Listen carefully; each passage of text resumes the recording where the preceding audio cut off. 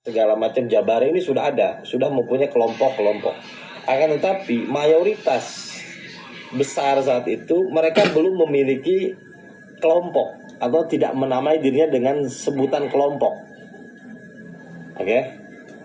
Nah, lalu datanglah seorang penggagas Ahlus Sunnah wal Jamaah. Jadi Al-Imam Asy'ari ini bukan penemu Ahlus Sunnah, teman-teman ya, bukan penemu Ahlus Sunnah. Karena Ahlus Sunnah ini sebelum Imam Asy'ari ada gitu ya. Ini Ahlus Sunnah itu sudah ada.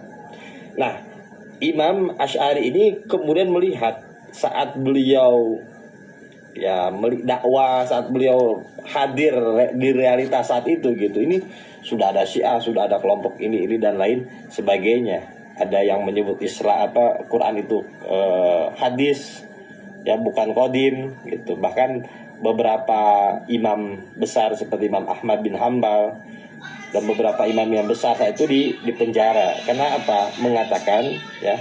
Karena mengatakan bahwa Quran itu adalah qadim, laisal hadis, seperti itu. Akhirnya di penjara. Nah, pada masa hidup Imam Asy'ari ini, pemahaman Ahlus Sunnah ini sudah banyak. Jadi menjadi mainstream saat itu. Cuman tidak ada yang memberikan nama kepada pemahaman ini gitu, teman-teman. Jadi memang secara tahun berdirinya Ahlus Sunnah wal Jamaah ini terakhir dibandingkan Syiah, dibandingkan Mu'tazilah, dibandingkan Jabariyah, Qadariyah gitu ya. Ini sudah ada saat itu, tapi Ahlus Sunnah belum lahir secara nama, tapi sudah menjadi mainstream saat itu. Nah, Imam Asy'ari kemudian membuat kitab, membuat tulisan, membuat karya untuk apa? Untuk memberikan panduan-panduan ketika ingin membicarakan tentang Ahlus Sunnah wal Jamaah. Inilah akidah yang dipegang, yang dianut oleh mayoritas saat itu. Maka dinamai dengan Ahlus Sunnah wal Jamaah. Maka kan namanya juga jamaah, Ahlus Sunnah wal Jamaah. Inilah akidah yang diadopsi, yang dipahami oleh mainstream saat itu sampai detik sekarang. Dan ini terbukti, teman-teman, kayak model-model Jabariyah, Qadariyah, ya itu hilang dengan sendirinya. Tapi mainstream ini terus bertahan sampai sekarang karena memang mainstream ini adalah mainstream yang sampai dari dulu sampai sekarang itu mainstream umat Islam saat itu. Nah, saya akan berbicara tentang Nahdlatul Ulama juga, teman-teman ya. Ini ada kesamaan dengan lahirnya apa? Dengan lahirnya Nahdlatul Ulama. Jadi saat itu, teman-teman, Mbah Hasyim Asy'ari, Mbah Wahab Hasbullah,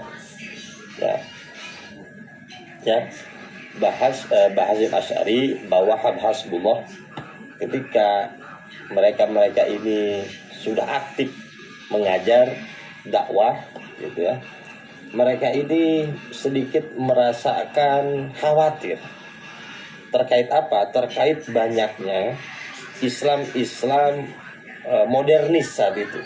Islam modernis saat itu. Karena banyak ulama-ulama yang dari Nusantara itu ngaji ke Mekah atau Madinah saat itu. Nah, Mekah Madinah sudah dikuasai oleh Salafi Wahabi saat itu. Jadi kita berbicara sejarah, teman-teman. Saya nggak ada tendensi apapun. Kita berbicara sejarah secara natural aja. Nah, ketika Mbah Wahab Hasbullah dan Mbah Hasyim Asy'ari melihat realitas, ternyata mereka ketika pulang ke Indonesia membuat pergerakan-pergerakan yang terinspirasi dari Muhammad Abduh, yang terinspirasi dari Syekh Abdul Wahab ya, Syekh Abdul Wahab gitu ya, pendiri dari Wahabi gitu. Nanti ini apa-apa. Oh. Ya itu Jamaludin apa al Afgaloni.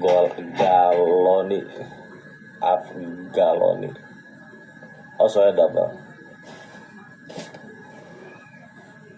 ya.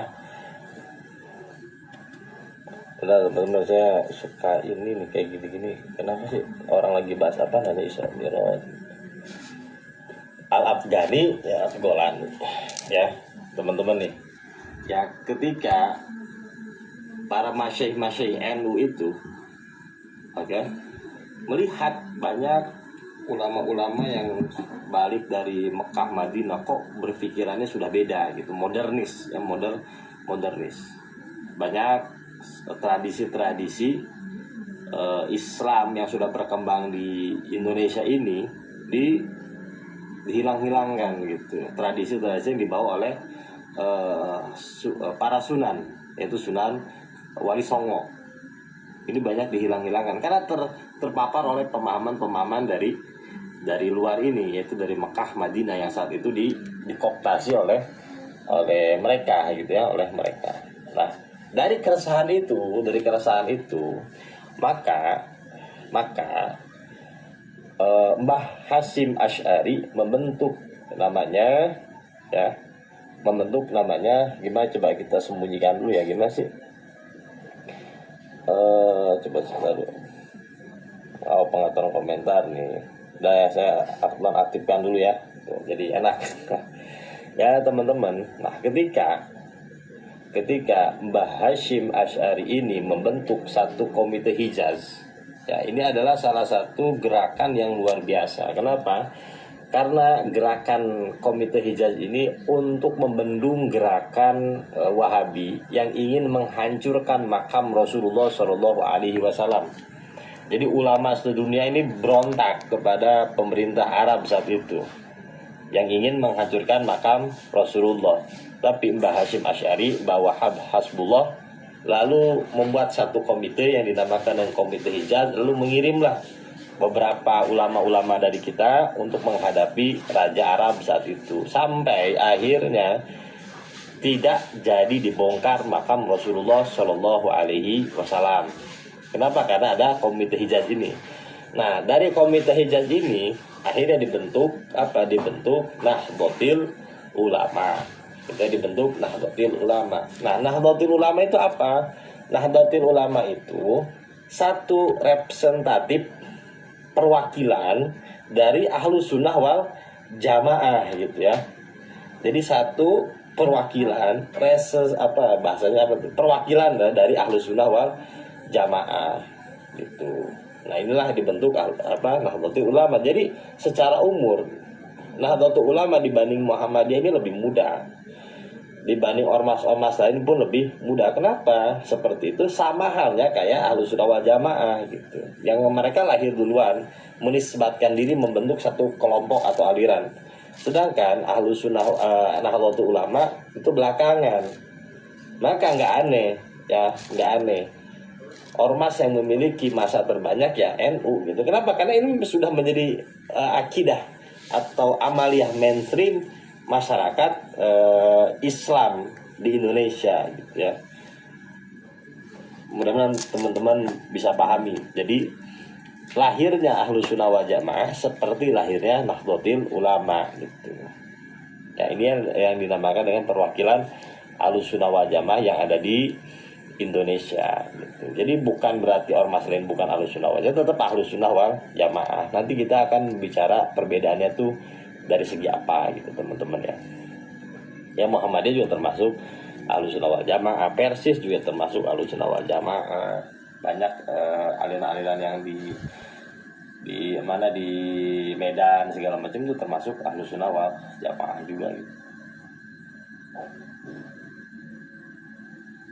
Nah, yang dimaksud oleh Imam Suyuti bahwa sulukil manhajil mustaqim, jalan metode yang lurus adalah salafunas shalih. Ya, salafunas shalih yang ini sering diambil alih oleh mereka. Nah, padahal siapa itu salafunas shalih? Salafunas shalih adalah imam-imam mazhab. Ya, imam-imam mazhab. Jadi ketika kita bermazhab, sebenarnya kita sedang meniti jalan ya salafun soleh. Apalagi kalau kita bahas sejarah, siapa itu salafun soleh, siapa itu ulama salaf, siapa itu ulama khalaf. Ya, ulama salaf itu imam-imam mazhab, ya imam-imam mazhab gitu.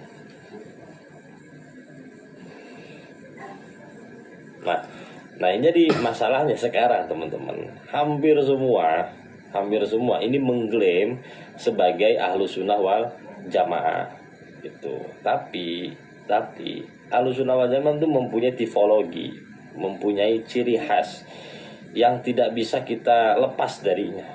Nah apa saja ciri khas dari atau ciri khas utama yang dimiliki oleh ahlu sunnah wal jamaah? Ada 3 teman-teman ya, ada 3.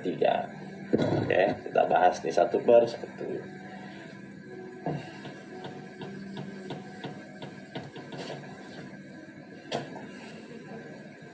Nanti saya aktifkan komentarnya kalau udah mau sistem tanya jawab ya. Karena kalau nggak gini, ngebahas kayak gini tuh emang agak sensitif teman-teman. Kalau ngebahas tasawuf semua tuh masuk aja. Kalau ngebahas kayak gini banyak spy-nya. Yang pertama adalah gini.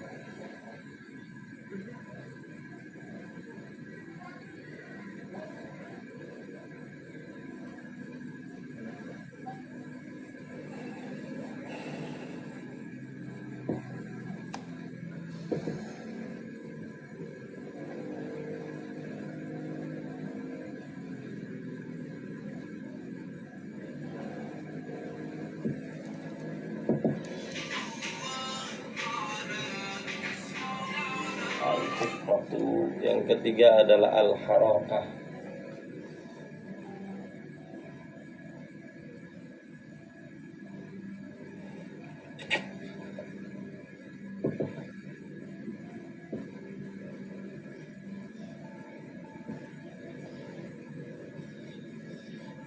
Yang pertama adalah al-ibadah, yang kedua adalah fikroh, yang ketiga adalah harakah. Ini ciri khas dari ahlu sunnah wal jamaah teman-teman. Yang pertama ibadahnya seperti apa, fikrohnya seperti apa, harakah seperti apa. Apa yang dimaksud dengan ibadah? Ibadah itu amaliyah, ya amaliyah, secara zohir, nampak, kelihatan gitu. Kalau fikroh, pemikiran, idealisnya seperti apa. Kalau harakah adalah gerakan. Ketika seseorang memiliki pemahaman, tentulah pemahaman ini harus digerakkan lewat harokah, lewat gerakannya. Orang memiliki idealisme, ya pasti nanti suatu saat untuk menjadi harokah, menjadi geraknya. Nah lalu apa? Ibadah Ahlussunnah wal Jamaah, fikroh Ahlussunnah wal Jamaah, dan harokah Ahlussunnah wal Jamaah. Kita lihat satu persatu teman-teman ya. Coba sampai sini ada yang mau tanya dulu nggak? Saya aktifin lagi nih. Nah. Mohon maaf teman-teman ya. Kalau ngebahas apa ngebahas.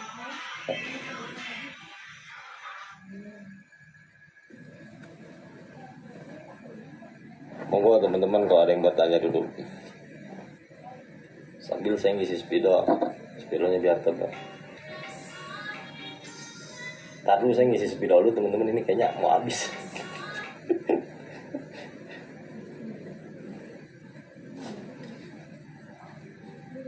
Teh Dewi itu ini penting nih. Ini susah banget sih. Teh ini penting nih, pelajaran penting.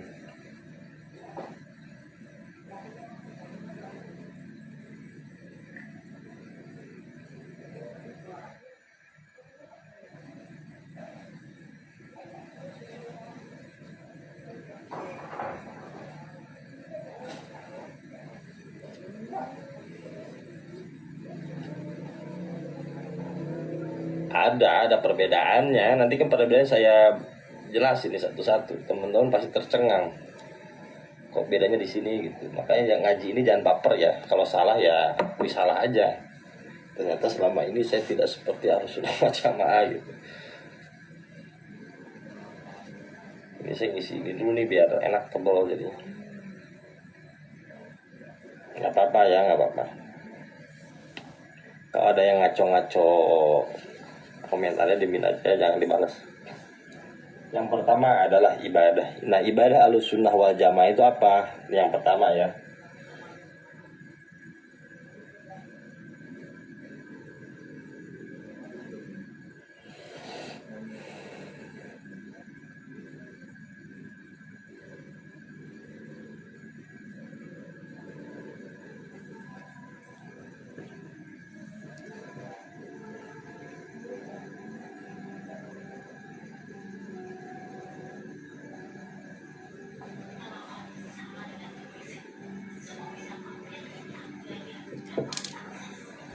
Asy'aril Qawaidi.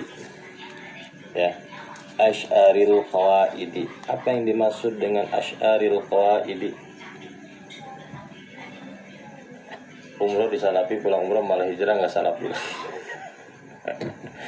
Itu umrohnya apaan? Umroh sunnah. Emang umroh mah sunnah tuh. Ada lagi sholat sunnah, ya kan? Sholat cara Rasul. Nah, emang kita sholat cara siapa? Cara Abu Jahal kan bukan. Nanti makanya kita bahas di satu persatu di sini ya teman-teman, biar nggak terkecoh gitu. Iya tahu, travel salafi tahu. Aneh itu, travel paling aneh itu.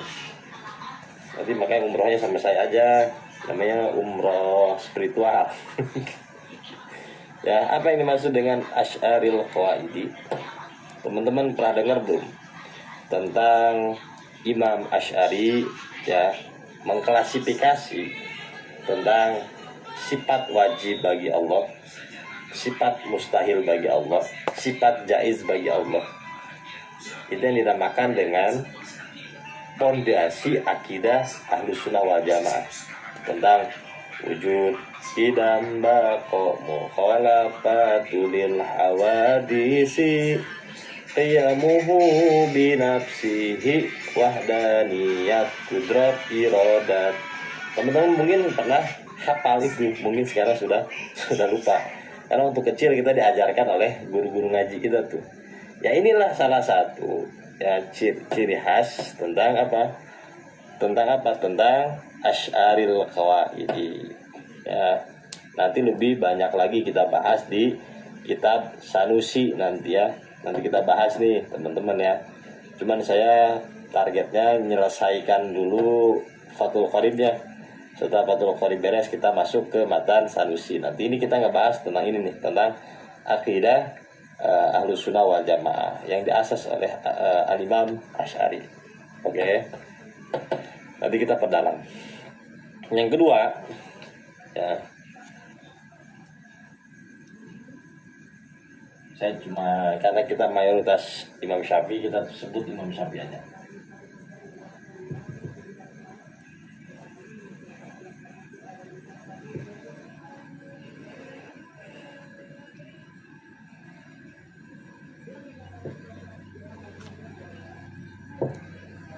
Syafi'il Majhabi. Mazhabnya adalah mazhab Imam Syafi'i. Atau imam-imam yang lainnya. Ada berapa imam-imam yang lainnya? Ada 4. Imam Ahmad bin Hambal, Imam Malik, satu lagi imam apa teman-teman? Imam Hanafi. Jadi imamnya ada 4. Secara apa ini? Secara fikih atau syariat. Nanti saya jelaskan satu lagi. Ya, satu lagi adalah ini secara tasawufnya atau ilmu ihsannya seperti apa? Yang satu lagi saya jelaskan.